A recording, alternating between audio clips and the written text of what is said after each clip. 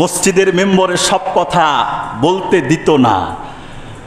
এইরকম শত শত খতিব সাহেব শুধু বলেছে মসজিদের মেম্বরে, কোটা বিরোধী আন্দোলনের সাথে আমরাও একমত, সাথে সাথে তার চাকরি শেষ হয়ে গেছে।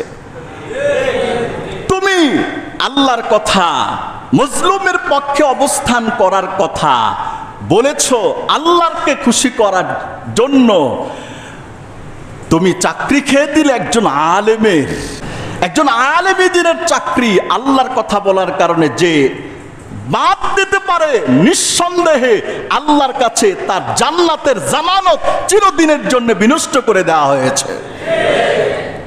দুনিয়ার এই চাকরি কি হবে আর? কত মানুষ কত ভাবেই তো খাচ্ছে, তাই না? কি খাচ্ছে না? কিন্তু আল্লাহর কথা কি বন্ধ আছে?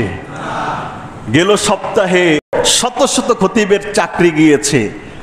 ওই আগামী শুক্রবার আসতে আসতে যারা চাকরি খেয়েছে ওরা একজনও নাই, ওরা একজনও নাই।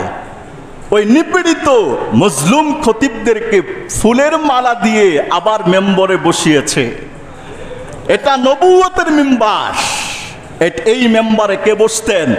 মুহাম্মদুর রাসূলুল্লাহ বসতেন। এই মেম্বরের অনেক দাম, দুনিয়ার রাজা বাদশাদের মেম্বরের সাথে এটার তুলনা চলবে না। সুপার পাওয়ার, সবচেয়ে বড় শক্তিশালী দানব মানব যে, তার সিংহাসনের সাথে এটার মর্যাদা চলবে না। মনে রাখতে হবে এই এক একটা মেম্বার এটা মুহাম্মদুর রাসূলুল্লাহর মেম্বার। এটার মধ্যে কি কোনো সন্দেহ আছে?